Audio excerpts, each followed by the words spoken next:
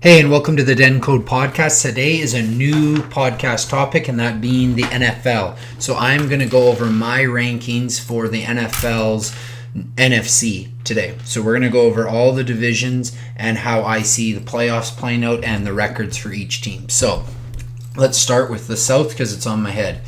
NFC South from the bottom up. The Buccaneers I have in last spot with a 4-12 record. The reasoning for that, the Winston suspension, the running game I don't believe in, and I also believe that Mike Evans has a lot of pressure on him. He did not live up to it last year because they can double team him and get that type of play on him, so he's not going to get into the open spaces. Deshaun Jackson's aging, so this team is on the downturn. I think this is Winston's last year at the helm of the Buccaneers, so 4-12 there. Next up, the Panthers. I see them in third, and I know I'm wearing the hat, but I think that team is going to be a 9-7 team. I see Cam Newton still playing awesome and Christian McCaffrey, but their lack of receivers when they got rid of Kelvin Benjamin still a problem, but they drafted more, so there's a little bit of growing pains here. They lose a few games they shouldn't, and that's going to cost them in the playoff run. They are one of my teams, though, later on that could potentially get in. So with Devin Funchess and more, they easily could sneak in, but we'll see. We'll see down the road. But right now I have them 9-7, and their defense is aging. Thomas Davis's last season.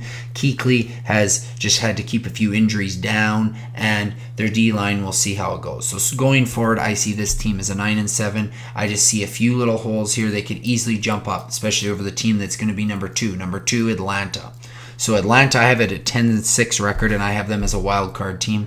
I think that Matt Ryan with Freeman, Coleman, Julio Jones, Calvin Ridley, they have a lot of talent there on that offense, and I think it's a bounce back year for Matt Ryan. And the defense is nice and young. They had that Super Bowl hangover, but they're back. They're going to be in the playoffs, and they have a great talent here. So I picked them over Carolina in number 2 just because I believe they have more talent on defense than Carolina does. So I picked them to win one more game and potentially get into that playoff spot. Where Carolina, I think they have the offense. They don't have the receivers either that Atlanta does. With Moore and Funchess, I don't believe in them as much as Julio and Calvin Ridley. So that was my decision making in this.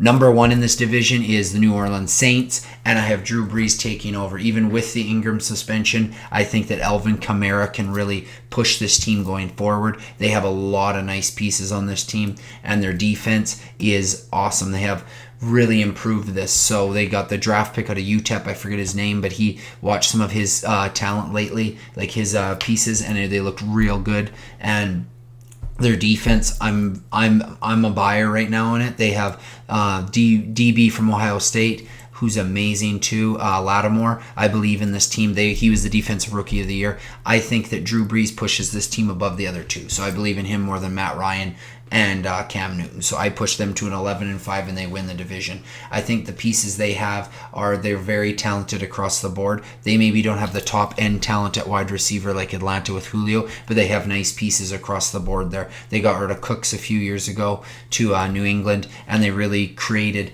the Alvin Kamara, and when Ingram comes back, a great dual back and keeping Drew Brees upright. I think that this team's going to go far, and I'm picking them to be actually at the end of it 4th. So they're going to be the 4th seed.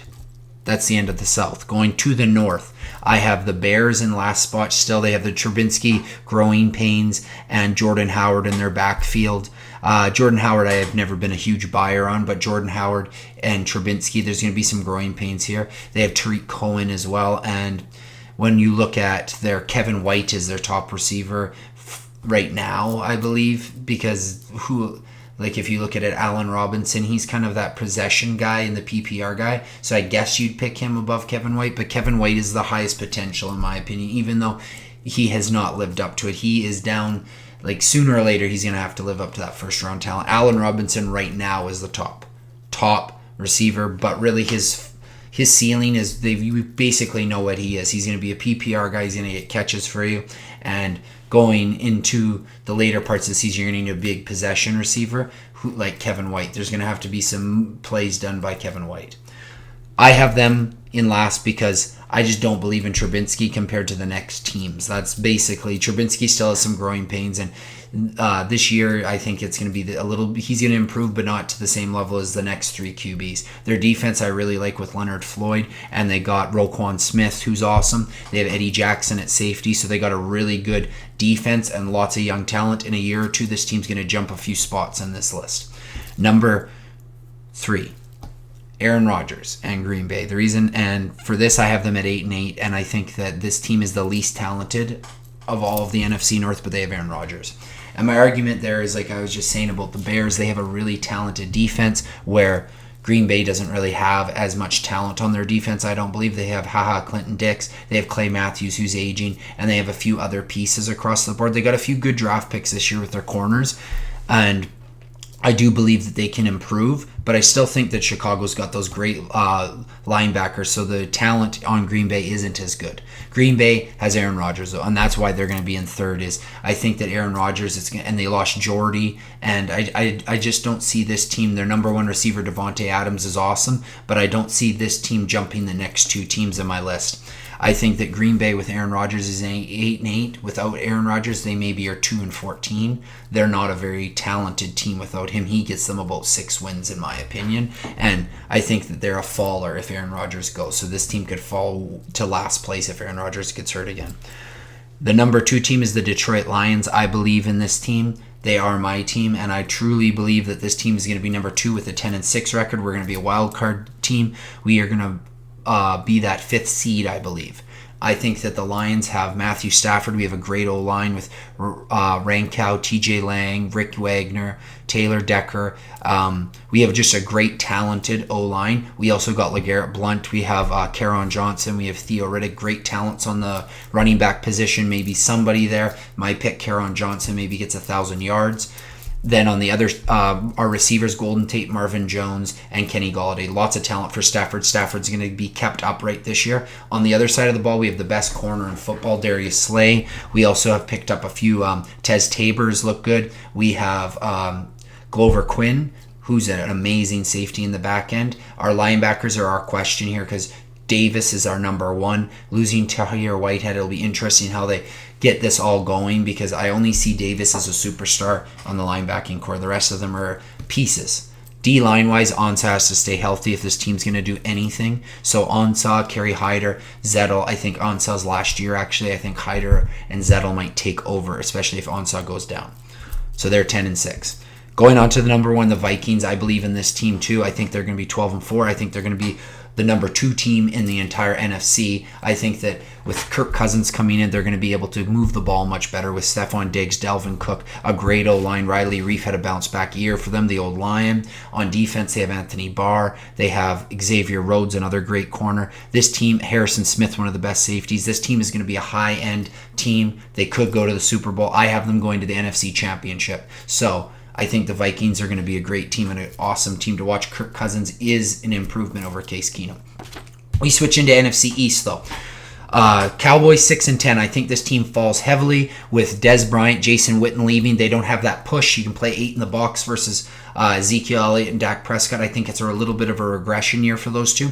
Their defense, they have some nice pieces on their D-line. David Lawrence, and they have Sean Lee, but I don't believe in their corners as much as the other teams in this division, so I have them at 6-10. The number 3 team, the Redskins, 7-9. I think losing Kirk Cousins drops a bit, but they have Alex Smith, who's a game manager. They'll win some games. They have Geis, who could be a breakout candidate, or he could fall apart. Just that attitude there. The receiver side of things, the Redskins don't have the superstars that other teams do, but especially losing Pryor, I don't know about this team in that regard, so that's why they're 7-9. They have some nice pieces on defense, but overall this team is not a team that I think has a high ceiling. I think they're a mediocre team. The next team is the high ceiling team, that being the Giants, 7-9. I have them as well. They're the number 2 team though. Eli, Saquon, you have Odell. If they could add maybe another receiver in there, they have Sterling Shepard as well. They got a good team. It'll be the question of the line fights if they can keep up with the other teams, especially on defense as well. They have Landon Collins, one of the best safeties, and they have one of the best heads there. They just need to get their defense together. The lines are their question on the Giants. Number 1, though, is the Philadelphia Eagles, and the Philadelphia Eagles at 11-5. Carson Wentz, they have great pieces in Jay Ajayi. They have Alshon Jeffrey. They just have nice pieces across the board. They have Selleck. I believe he's still there. Ertz, amazing tight end. And then on the defensive side, they have one of the best D-lines in football with Fletcher Cox, Brandon Graham, and behind that, Malcolm Jenkins. So just a great team. I have this team as my number 3 team. So the Eagles win the NFC East. Last division, NFC West. I'm going to wrap this up real quick.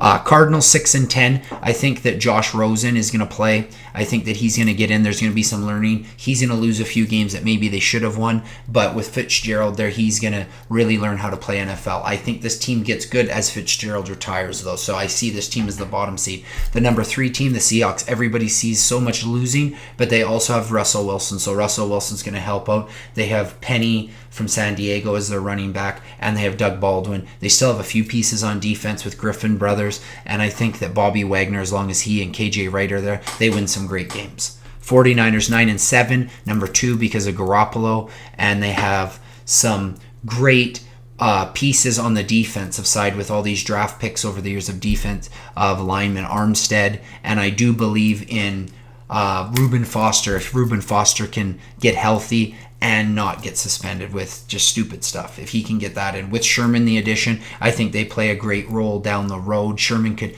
really bring that veteran leadership. He is smart, he's mouthy, but he's a great leader, and I think that he can really pull the 49ers together if they rally around him as their captain. Number 1, though, the Rams. That D-line is scary. They are the best team in the NFC. They're my number 1. I have Goff, Gurley there. We have Cooper Kupp. And then we also have Cooks, and then we have the last one, Quick. So we have a great receiving core. When you have all of these receivers, lots of options for Goff. They can go to Gurley. They have a decent O-line in front. Their D-line, amazing, best in football in my opinion. Sue, Brockers, Donald, and then behind that is the only question on this team with losing Alex Ogletree. Not sure about that.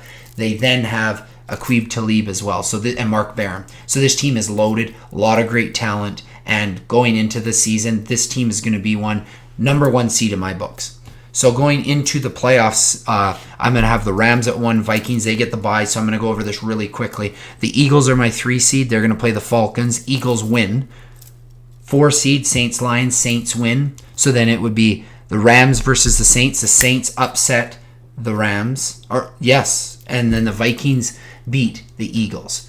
So in the final, it'll be Saints versus Vikings. Saints go to the Super Bowl. My reasoning behind this is Drew Brees. I don't think any of the other quarterbacks, if I look down the Goff, Kirk Cousins, Carson Wentz, Drew Brees, Matthew Stafford, or Matt Ryan, Drew Brees is the pick. He is Alvin Kamara. They're young. They've really surrounded this team with a lot of talents. They're my NFC champ. They're going to the Super Bowl. That's my pick. I think that the Rams could also, but my pick was the Saints just because of Drew Brees, and I think this seems like a season for Drew Brees and maybe one to wrap up his career either this year or next. Thank you for listening, and I look forward to talking about AFC next time. Have a great day.